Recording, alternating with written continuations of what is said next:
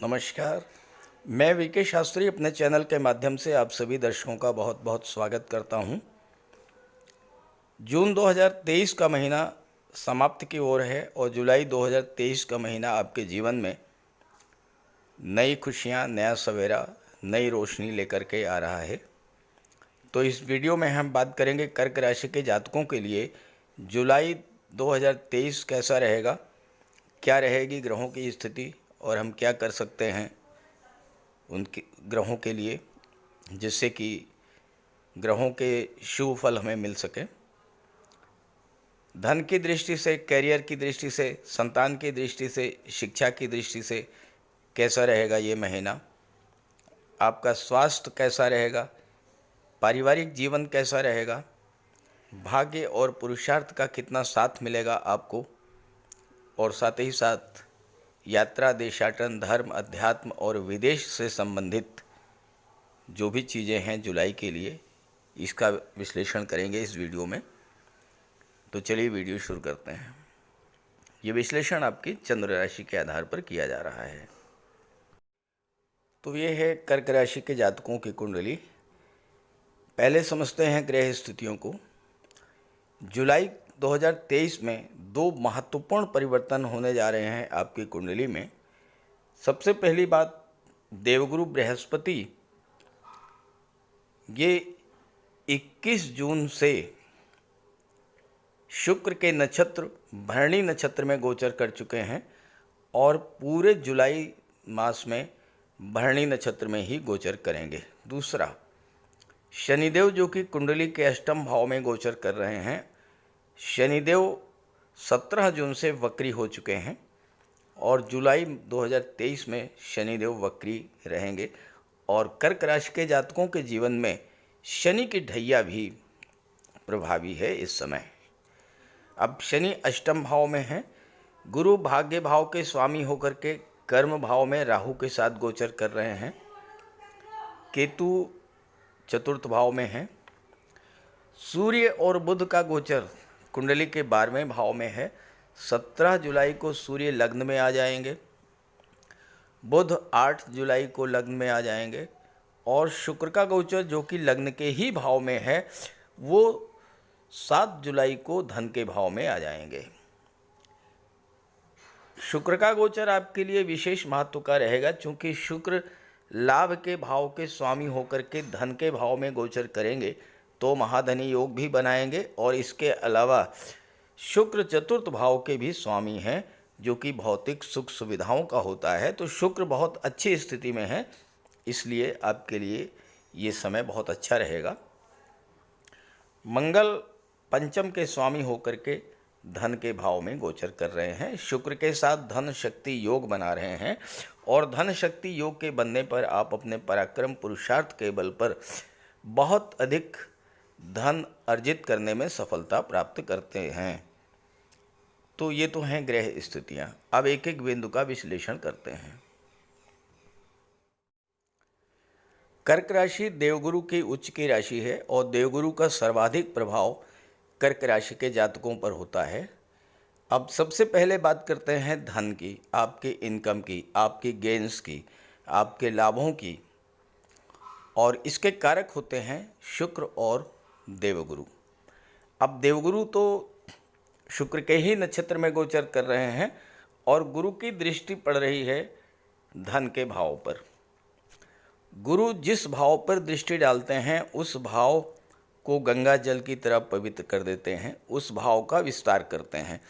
तो यहाँ पर धन का विस्तार होगा, यानी धन की प्राप्ति होगी और धन का निवेश भी आप करेंगे।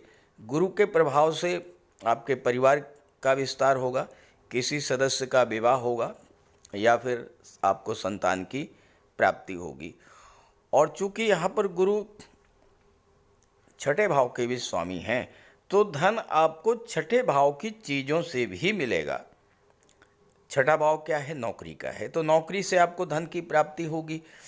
छठा भाव सर्विस सेक्टर का है, सर्विस सेक्टर सेवा क्षेत्र से आपको धन की प्राप्ति होगी। और इसके अलावा छठा भाव जो है ये कर्ज का होता है। कोई बड़ा प्रोजेक्ट है, कोई बड़ा काम आप करना चाहते हैं, व्यापार व्यवसाय में धन लगाना चाहते हैं तो इस समय आपको लोन भी मिल जाएगा, क्योंकि गुरु बहुत अच्छी स्थिति में है।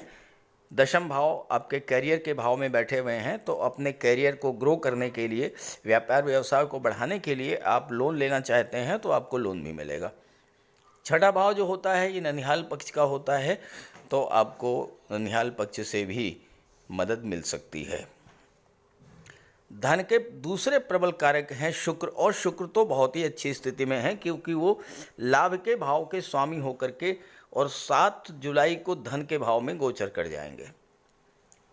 तो यहाँ पर मंगल शुक्र की युति बनेगी, जिसे धन शक्ति योग कहा जाता है ज्योतिष शास्त्र में। अब एक तो शुक्र महाधनी योग बना रहे हैं, दूसरे धन शक्ति योग भी बना रहे हैं, तो आपको अपने पराक्रम, पुरुषार्थ, अपनी ऊर्जा, अपनी कार्य करने की क्षमता और कार्यक्षेत्र से आपको धन की प्राप्ति होगी। शुक्र लाभ के भाव के स्वामी हैं, तो आपको हर तरह का लाभ प्रदान करेंगे। धन का लाभ तो मिलेगा ही, संतान का लाभ हो सकता है, आपको विवाह आपका हो सकता है, और इसके अलावा आपका सोशल सर्किल बढ़ेगा, क्योंकि शुक्र बहुत ही मृदु मीठे ग्रह हैं, और जब लाभ के भाव के स्वामी बनते हैं तो आप अपनी मधुर वाणी, मिलनसार व्यवहार के बल पर अपने सोशल सर्किल का इतना विस्तार कर लेते हैं कि सोशल सर्किल के माध्यम से ही आप हर तरह का लाभ प्राप्त करने की स्थिति में हो जाते हैं। तो इस तरह से धन की दृष्टि से तो जुलाई का महीना बहुत ही अच्छा है। और यहाँ पर जब शुक्र दूसरे भाव में होंगे तो अष्टम भाव पर दृष्टि डालेंगे, और यहाँ पर शनि है। शनि और शुक्र का सीधा समसप्तक दृष्टि संबंध बनेगा, तो शुक्र को बल मिलेगा। अष्टम भाव की चीज़ों से आपको धन मिलेगा, कोई पैतृक संपत्ति मिल सकती है, वसीयत या विरासत के माध्यम से आपको धन की प्राप्ति हो सकती है, और या फिर लॉटरी, शेयर, इंश्योरेंस या मार्केटिंग के क्षेत्र से आपको धन की प्राप्ति हो सकती है। आप शेयर ब्रोकर हैं या कमीशन एजेंट का काम करते हैं तो आपको वहाँ से भी धन की प्राप्ति हो सकती है। तो धन की दृष्टि से कर्क राशि के जातकों के लिए ये महीना बहुत अच्छा है। अब बात करते हैं आपके स्वास्थ्य की।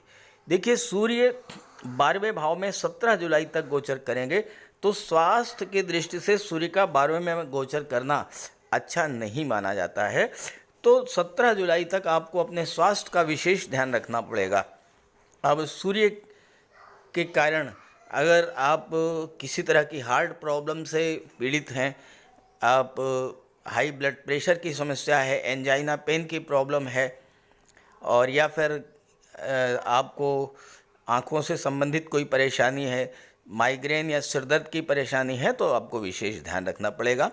और इसके बाद सूर्य 17 जुलाई को आपके लग्न भाव में आ जाएंगे। तो लग्न भाव में जब सूर्य आ जाएंगे तो फिर आपको इस तरह की स्वास्थ्य संबंधी कोई विशेष समस्या नहीं रहेगी।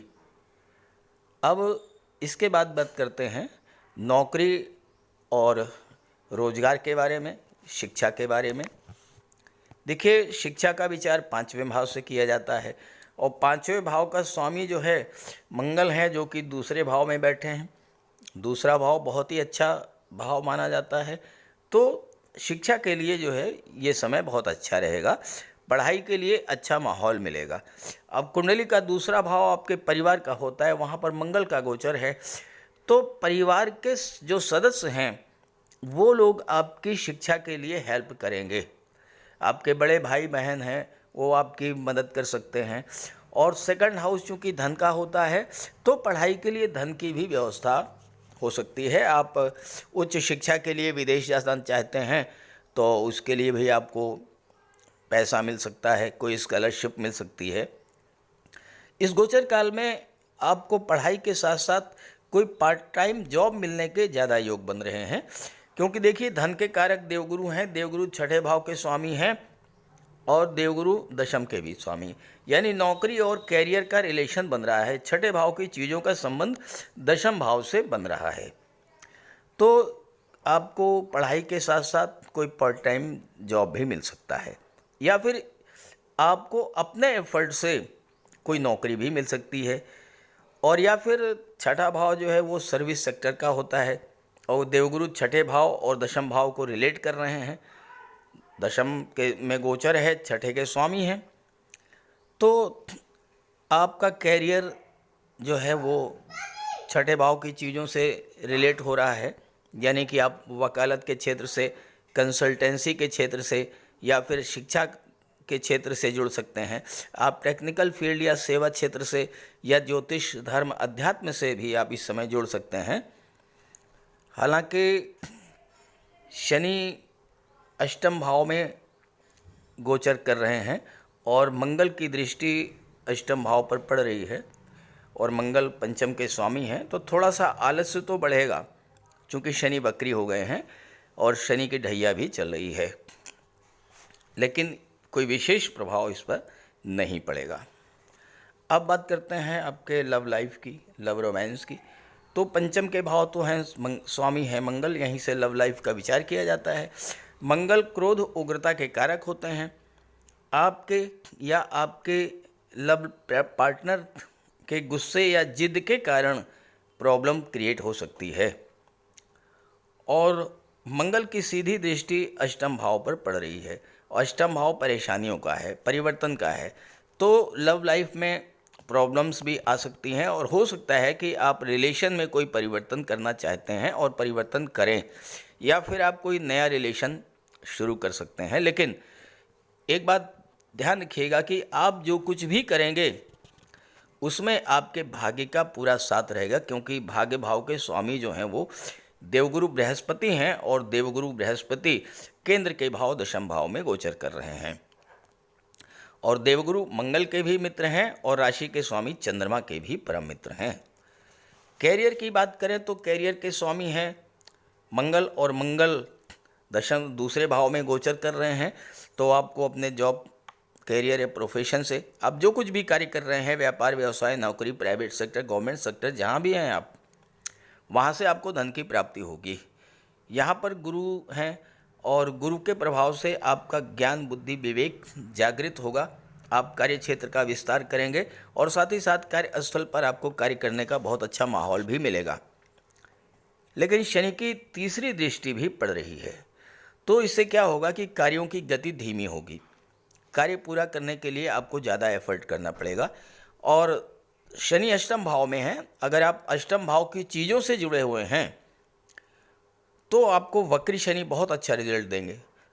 जैसे कि आप रियल एस्टेट का कार्य करते हैं, प्रॉपर्टी डीलिंग का कार्य करते हैं, आप बिल्डर हैं, आर्किटेक्ट हैं, petrol, diesel, gas, mines, minerals का काम करते हैं, मेटल्स का काम करते हैं, केमिकल प्रोडक्ट्स और मेडिसिन्स का काम करते हैं, या आप मेडिकल और सर्जरी से जुड़े हुए हैं, टेक्निकल फील्ड से जुड़े हुए हैं, इंजीनियरिंग के क्षेत्र से जुड़े हुए हैं, ऑडिट और टैक्सेशन से जुड़े हुए हैं, इंश्योरेंस का कार्य करते हैं, मार्केटिंग का कार्य करते हैं, इन सब क्षेत्रों से अगर आप जुड़े हुए हैं तो वक्री शनि आपको बहुत अच्छा रिजल्ट देंगे।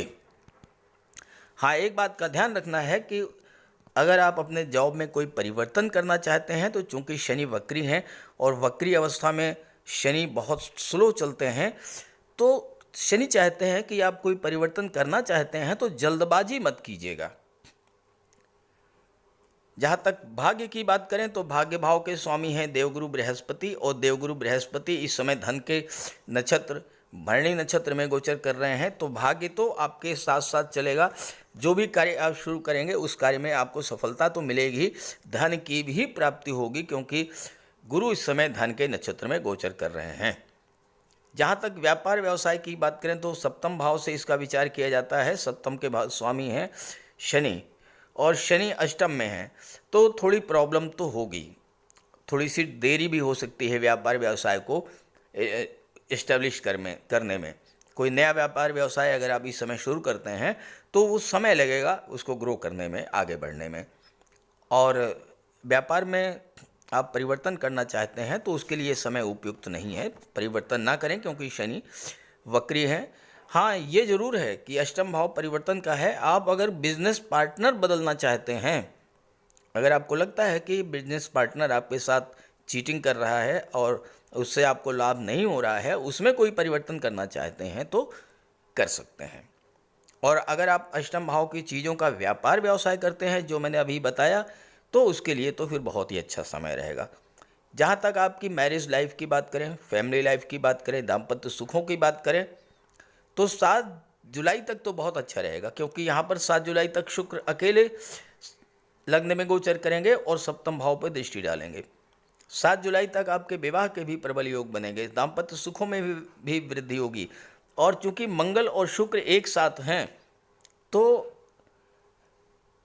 मंगल शुक्र की युति ये इंडिकेट करती है कि एक दूसरे के प्रति लगाव, अफेक्शन बहुत अधिक बढ़ जाएगा। देखिए, मंगल मेल प्लेनेट, शुक्र फीमेल प्लेनेट, और जब दोनों की युति बनती है तो सीधा सा इसका प्रभाव ये पड़ता है कि मेल फीमेल के बीच आकर्षण बढ़ता है। तो दाम्पत्य जीवन में आकर्षण बढ़ेगा, प्रेम बढ़ेगा। लेकिन 7 जुलाई को शुक्र धन के भाव में चले जाएंगे और यहाँ पर बुध आ जाएंगे। बुध का गोचर भी अच्छा रहेगा दाम्पत्य जीवन के लिए भी और दाम्पत्य सुखों के लिए भी और व्यापार के साथ के लिए भी। लेकिन 17 जुलाई को जब यहाँ पर सूर्य आ जाएंगे तो थोड़ा सा आपको सावधानी बरतनी पड़ेगी, क्योंकि सूर्य क्रोध और अहंकार जन्म कर देते हैं। आपके अंदर ईगो डेवलप होगा, उससे पारिवारिक जीवन में तनाव उत्पन्न हो सकता है। और चूंकि शनि अष्टम के स्वामी हैं, अष्टम में गोचर कर रहे हैं, सप्तम के भी स्वामी हैं और सप्तम भाव रुकावटों का परेशानियों का परिवर्तन का होता है, तो थोड़ा सा दाम्पत्य जीवन को लेकर के आपको सावधान रहना पड़ेगा। तो इस तरह से कुल मिलाकर के कर्क राशि के जातकों के लिए जुलाई का महीना बहुत ही अच्छा रिजल्ट लेके आ रहा है। बस आपको करना ये है कि आप गुरु का शनि का उपाय तो अवश्य कीजिएगा, विशेष करके शनिदेव का उपाय जरूर कीजिएगा, क्योंकि आपकी शनि की ढैया भी चल रही है और शनि वक्री हो चुके हैं। और इसके अलावा जिस ग्रह की महादशा या अंतर्दशा आपके जीवन में गतिमान हो उसका भी उपाय कीजिएगा। तो बात करते हैं उपायों पर। किसी भी जातक की कुंडली में बनने वाले राजयोगों का संपूर्ण लाभ उसे तब मिल पाता है जब राजयोग बनाने वाले ग्रह कुंडली में मजबूत स्थिति में हों। और ज्योतिष शास्त्र में ग्रहों को बल प्रदान करने के लिए उपायों की व्यवस्था की गई है।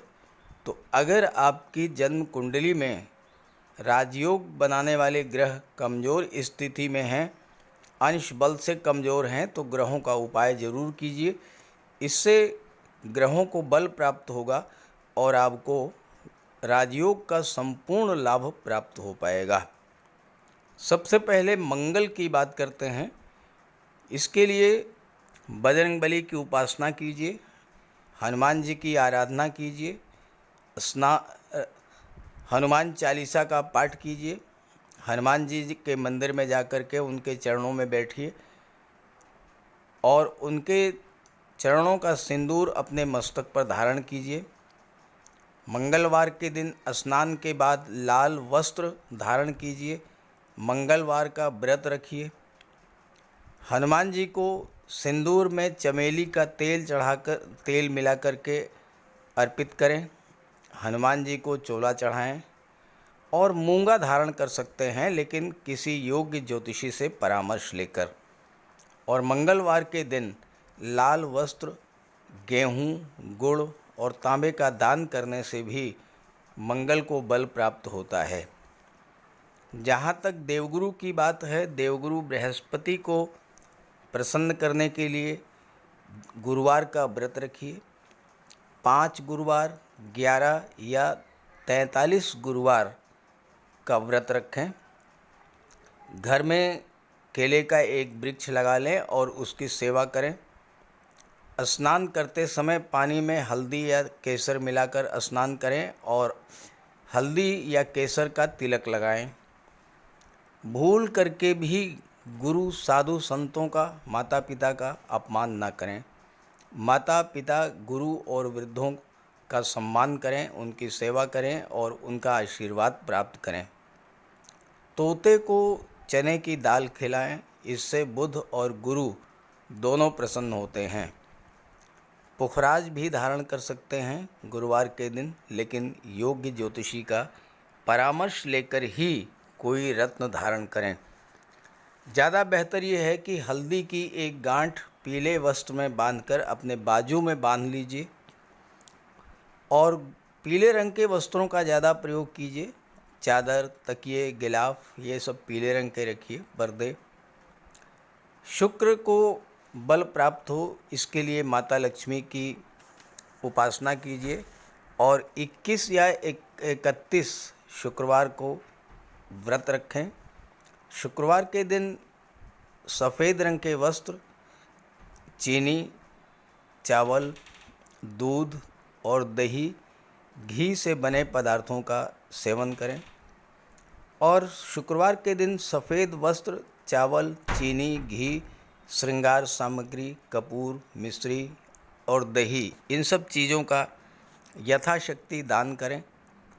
डायमंड धारण कर सकते हैं, लेकिन हीरा धारण करने से पहले योग्य ज्योतिषी का परामर्श ले लें। महिलाओं का सम्मान करें। शुक्रवार के दिन कन्याओं को खीर और मिष्ठान का भोजन कराएं। इत्र का प्रयोग करें। घर को साफ सुथरा रखें और भगवान शिव को श्वेत पुष्प अर्पित करें। जहाँ तक बुध की बात है तो बुधवार के दिन तुलसी का पौधा लगाकर उसकी सेवा करें। गाय की सेवा करें। गाय को हरा चारा खिलाएं। हरियाली बढ़ाने वाले पौधे लगाएं और दान करें पौधों का, क्योंकि बुध को हरा रंग अत्यंत प्रिय है। बुधवार को घर के मेन डोर पर पंच पल्लव का तोरण लगा दें और किन्नर को दान देकर उसका आशीर्वाद प्राप्त करें। देवी दुर्गा के मंदिर में हरे रंग की चूड़ियाँ दान करें। गणेश जी की उपासना करें और साबुत हरी मूंग हरे कपड़े में बांधकर अर्पित करें।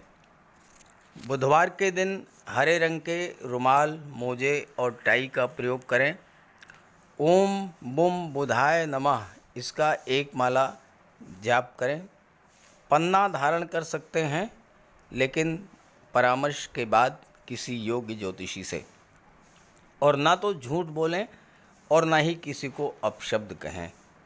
जहाँ तक शनिदेव की बात है तो कम से कम 19 और ज़्यादा से ज़्यादा 51 शनिवार का व्रत रखें। पीपल के वृक्ष के नीचे सरसों के तेल का दीपक जलाएं शनिवार के दिन। शनिवार के दिन एक प्याले में, एक कटोरी में सरसों का तेल लेकर के उसमें अपना चेहरा देखिए और फिर उस तेल को दान कर दीजिए। उड़द से बनी पंजीरी, पकौड़ा, चीला, बड़ा, इन सब का सेवन करिए। सरसों के तेल में बने भोज्य पदार्थों का सेवन कीजिए। शनिवार के दिन कंबल, जूता, चप्पल, लोहा, काला तिल, काला उड़द, काले वस्त्र और जटा वाले नारियल दान दें। नीलम धारण कर सकते हैं, लेकिन नीलम धारण करना किसी योग्य ज्योतिषी से परामर्श लेकर धारण करें, क्योंकि नीलम रंग से राजा भी बना देता है और कभी कभी अगर नीलम आपके लिए शुभ नहीं हुआ तो राजा से रंक भी बना देता है। इसलिए नीलम का प्रयोग बहुत सोच समझ कर करें। ज़्यादा बेहतर ये है कि आप गरीबों की हेल्प करें। कोई भी गरीब, लाचार, असहाय, दिव्यांग व्यक्ति आपके पास आता है, मदद कीजिए यथासंभव और किसी भी गरीब व्यक्ति को कष्ट ना दें। साथ ही साथ ऐसे कार्य ना करें जो कि शनिदेव को पसंद नहीं है। शनिदेव को छल, कपट, झूठ, फरेब, बेईमानी, आलस्य ये सब पसंद नहीं है, तो ऐसे कार्य मत कीजिए। और शनिदेव को अनुशासन, परिश्रम, मेहनत, ईमानदारी और सच्चाई ये पसंद है, तो ये आप अपने अंदर इन गुणों को विकसित करें। शनिदेव प्रसन्न होंगे। तो उपाय ज़रूर कीजिएगा, इससे आपको लाभ होगा। नमस्कार।